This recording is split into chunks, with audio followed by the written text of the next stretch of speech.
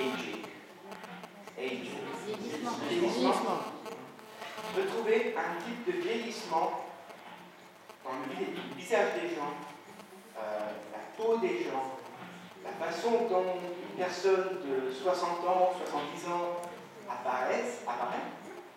J'avais oublié qu'il m'a rappelé mon enfance, quand pendant les années 80, je regardais les adultes.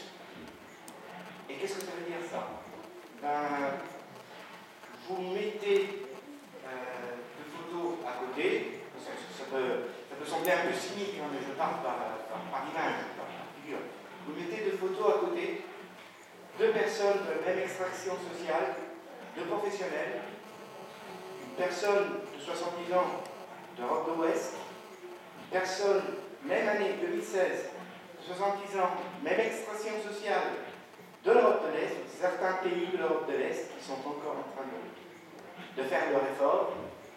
Et vous avez la réponse à ce que monsieur vous disait tout à l'heure, quelle est la valeur d'une vie plus longue et d'un bien-être différent. Mais je ne sais pas si mon expérience peut être généralisée, mais moi, quand je suis arrivé là-bas, je n'avais jamais pensé. Et je pense que le bien-être, c'est un peu comme la santé, on s'aperçoit qu'il existe un moment où on n'a plus. Donc, d'un point de vue communication, je pense que c'est un peu ça, une chose sur laquelle on peut travailler. Un dernier mot de Pierre Ventata sur la transparence, et promis, monsieur, on vous donne la parole. Oui. Juste un mot sur la transparence, parce que c'est un problème qui n'est pas que dans le médical, mais en fait, toutes les industries qui touchent au risque, n'importe quel type de risque. Et il y a des centaines de papiers de recherche, notamment en sciences politiques et en sociologie, qui s'intéressent à la communication sur les risques. Et on s'aperçoit que la transparence en tant que telle, c'est pas un outil qui fonctionne.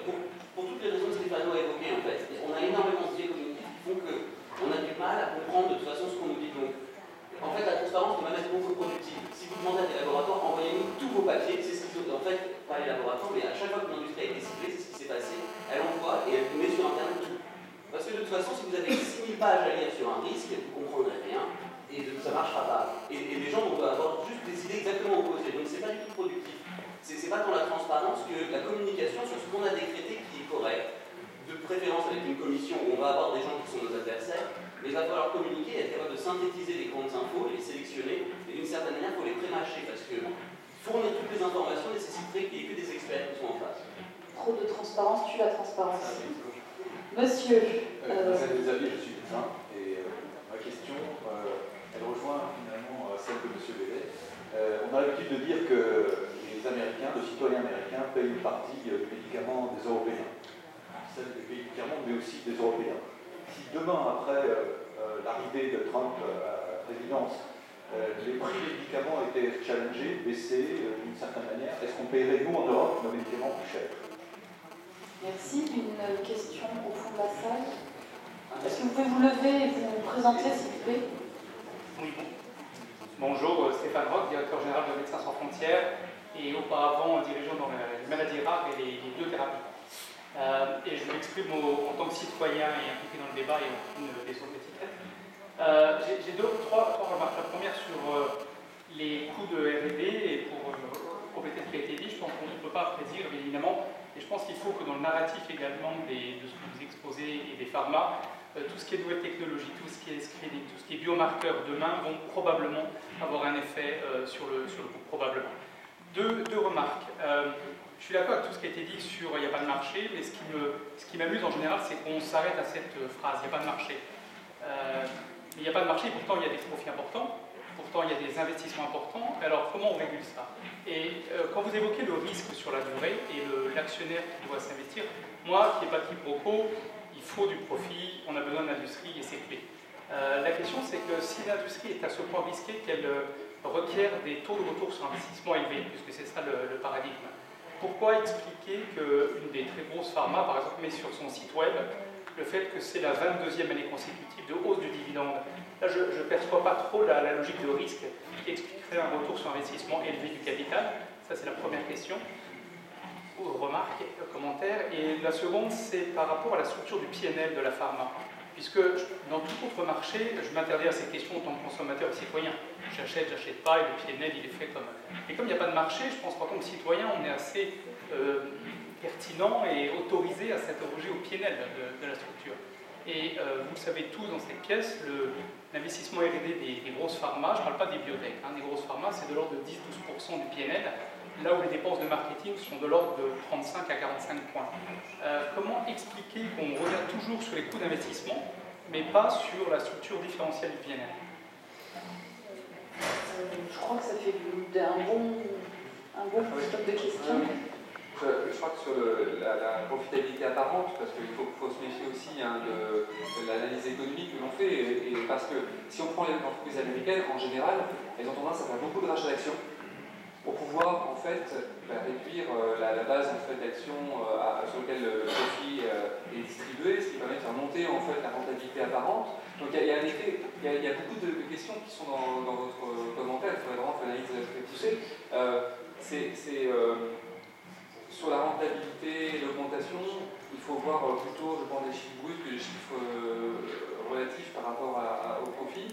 Ensuite, il y a un effet de cycle dans le domaine médical. On l'a vu sur le fait des phases de développement. On a quand même eu une phase d'énormément gros développement de nouveaux médicaments dans les 70-80 qui font la profitabilité aujourd'hui. Il faudrait à la fois combiner une analyse par produit sur le cycle de vie du produit et par rapport à l'entreprise dans sa globalité. On a vécu en quelque sorte un âge d'or depuis 15 ans en termes de rentabilité des pharma. Mais c'est des investissements qui sont des investissements du passé. Alors, ça c'est une première remarque. L'analyse globale en fait économique, ce qu'on a du mal à faire parce qu'on voit les chiffres apparemment, ça parle beaucoup plus, et on n'a pas forcément la capacité à traiter l'ensemble des données qui permettraient de calculer en fait la rentabilité moyenne sur la durée de vie du médicament par rapport à un panel, parce qu'en fait on a dit qu'il y avait un groupe d'échecs qu'il faut prendre en compte également. Deuxièmement, la justification. Alors il y a deux points que je voulais souligner. Soit on décide qu'il y a une justification légitime, c'est l'approche dans la défense. On dit par exemple à 8%, c'est une marge acceptable, moyenne, qui est acceptable. Bon, après il faut savoir comment déterminer, on peut faire ça, c'est une volonté par exemple, on pourrait dire. Mais il y a une deuxième approche qui est plutôt celle de l'économie d'innovation, qui est de dire que font les gens des profits qu'ils utilisent de leurs innovations passées. S'ils réinvestissent cet argent, il est légitime dans la démarche que c'est la capacité d'autofinancement d'innovation. Bien sûr, si l'innovation est financée par l'État, il n'y a pas de justification en fait, d'avoir des profits très élevés si c'est l'État qui prend les risques à sa charge. Mais on voit bien ici qu'on a des modes très différents. Dans le modèle américain, on est beaucoup plus tiré finalement par le secteur privé. En France, on a même beaucoup de hybrides, donc on va vers des périls plutôt réglementés parce que justement, on essaie de trouver le juste équilibre entre la socialisation des risques et l'appropriation des profits bien privés. Donc c'est difficile de répondre à votre question parce que les modèles sont très très différents. Mais en économie d'innovation, on dit que finalement, si les gens gagnent beaucoup d'argent, c'est qu'ils ont été efficaces dans le passé, mais aussi parce qu'ils ont la capacité d'investir, parce qu'ils ont un potentiel de développement dans le futur.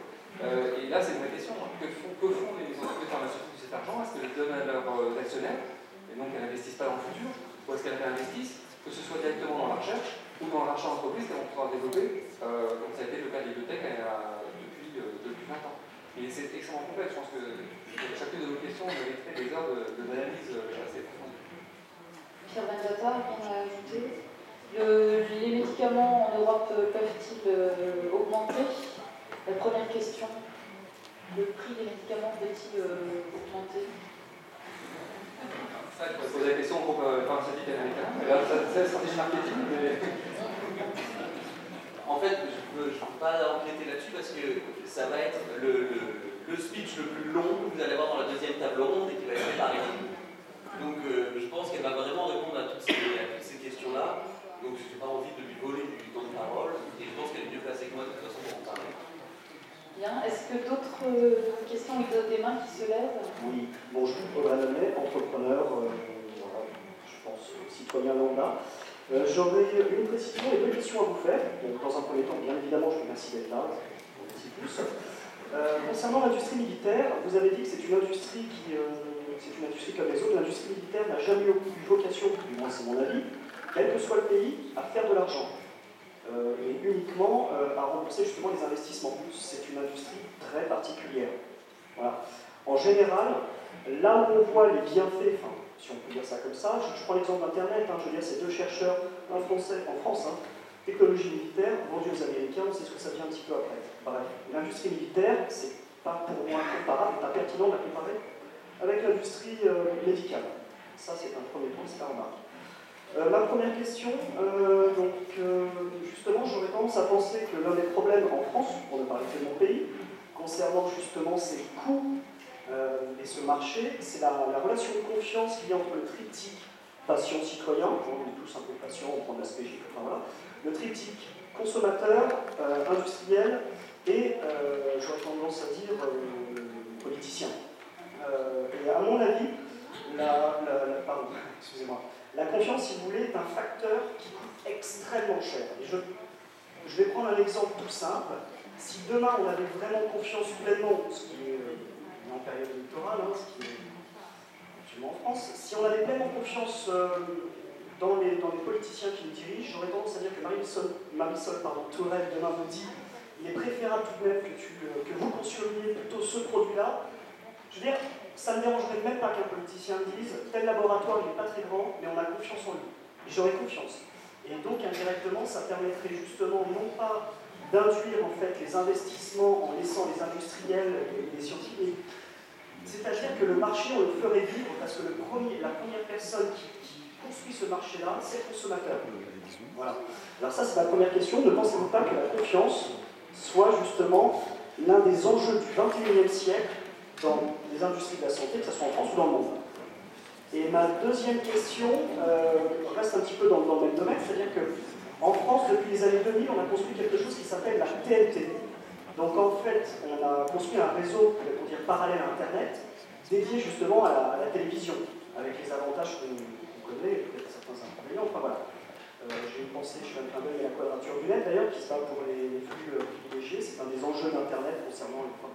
C'est un autre débat. Mais ce que je veux dire par là, c'est qu'il serait peut-être bon, et c'est ma question, ne pensez-vous pas qu'il serait bon d'avoir un espèce de réseau TNT, c'est-à-dire un réseau d'informations parallèle, sécurisé, dédié justement au flux de données médicaux, afin justement que les citoyens se disent qu'ils peuvent en toute confiance, se partager entre eux, partager à des petits labos, parce que je ne crois pas qu'aux grandes industries, je crois même que les grands ont besoin des petits. Voilà. Donc ne pensez-vous pas que la création d'un réseau comme ça dédié aux données médicales, parallèle au réseau traditionnel, soit bénéfique? Merci. La deuxième question, je vais pas continuer la dernière question, mais sur le jeu sur l'armement, après c'est un choix. Comme j'ai expliqué, pendant très longtemps, les États ont produit des armements pour minimiser les coûts et puis parce qu'ils estimaient que le budget n'avait pas à s'en mêler. Malheureusement, en termes d'efficacité économique, c'était moins pertinent, en termes de productivité, de gain de productivité ou d'innovation. Après, on peut estimer qu'un armement est un produit qui est complexe, c'est vrai. Il est très encadré, c'est pour ça qu'il y a une régulation très très forte, beaucoup plus forte que sur le médicament. Les exemples de reprise par les États de la production d'armement ne sont pas toujours très pertinents. Donc, ce qui veut dire, regardez en Inde, il y a un monopole d'État, ils ont toujours échoué à développer les produits qu'ils voulaient développer. Bon, peut-être que les pilotes indiens sont très contents du terrasse comme un avion de combat, mais ils n'utilisent pas, donc c'est un signe. Ils utilisent des pilotes des MiG ou des avions américains. Voilà, c'est un choix. Qu'est-ce qu'on recherche effectivement? Est-ce qu'on veut un contrôle par État de la production? Pourquoi pas, mais la logique aujourd'hui est plutôt des engagements, ce qui prouverait que les États ne sont pas forcément satisfaits des solutions purement publiques. Moi, je pense que l'État peut être un bon producteur, il y a ses inconvénients comme c'est parfait à ses inconvénients. L'incitation du profit, ça peut être aussi, je pense que les études économiques de Baumol à d'autres montrent que c'est bien parce qu'il y a une logique de profit que les gens font des innovations. On a dépassé peut-être la simple reproduction identique, un clin d'œil à Schumpeter, de la production de ce qu'on faisait avant. C'est ce que dit Henry Ford. Si je demandais à mes clients ce qu'ils voudraient, ils voudraient un cheval rapide. Bon, on aura beaucoup moins qu'un cheval, qui a bien sûr aujourd'hui aucun exemple. Merci. Stéphane Adamo sur la question de la confiance. Je vais retourner sur la fin de mon propos de tout à l'heure, parce que c'est une question quand même difficile. On a parlé de transparence. Oui, c'est probablement un ingrédient, mais on sait bien que c'est pas simple là non plus. j'ai vraiment pas trop à ajouter à ce que j'ai déjà dit pendant le propos sur ce sujet et sur le rapport de l'industrie avec le besoin. Pierre Tata. Moi, je voudrais dire un mot sur la confiance. Après, c'est peut-être parce que je suis profondément sceptique, mais peu importe ce que me dira un homme politique, je n'aurais pas particulièrement confiance, pas plus que n'importe qui me dirait dans la rue. En revanche, je pense que la confiance, elle se fabrique sur un système. Et que là, un système dans lequel j'ai confiance, c'est-à-dire un système où je sais qu'il y a une pression sur les prix, sur lequel il y a une augmentation de la qualité, c'est quelque chose dans lequel j'ai plus confiance. Donc, à ce titre-là, oui, effectivement, il faut prendre tous les partis. Vous oubliez d'ailleurs une partie importante, à mon avis, ce sont les assureurs. Mais pour que le système marche, moi, je veux avoir par contre des institutions qui sont claires et des interactions entre les institutions qui fonctionnent. Ça, j'aurais confiance. Qu'un politique me dit choisis ce labo ou ce labo, je suis sceptique. D'autres questions? Le micro, Jean-Édouard. Je me permettrai peut-être plus un commentaire qu'une question, parce qu'il y a des choses qui sont des bruits de rue qui courent comme ça, mais dont les fondements chiffrés ne sont pas exacts. Par exemple, quand on entend dire que l'industrie consacrerait 30% au marketing et 12 voire 15% à la recherche, ça a peut-être été vrai, ça a même assez probablement été vrai il y a 15 ou 20 ans. C'est loin d'être vrai aujourd'hui, et le régulateur s'est appliqué d'ailleurs à ce que ça ne soit plus vrai. Donc aujourd'hui, c'est de l'ordre de 17-18% pour la recherche, et à peu près la même chose pour tout ce qui est communication, et qu'on appelle d'ailleurs marketing, comme la tutelle a tendance à appeler, par exemple, établissements privés commerciaux, les cliniques, dont le propriétaire n'est pas l'État, c'est pas forcément un commerce très lucratif. Donc il y a des chiffres qu'il faut regarder avec beaucoup de précision, et de prendre des données que celles qui sortent de l'adresse, c'est-à-dire le département des études statistiques du ministère de la Santé ou de l'assurance maladie. Au moins, ces chiffres-là sont ceux que la puissance publique collecte à partir des bases fiscales, à partir des bases qui lui sont accessibles, et pas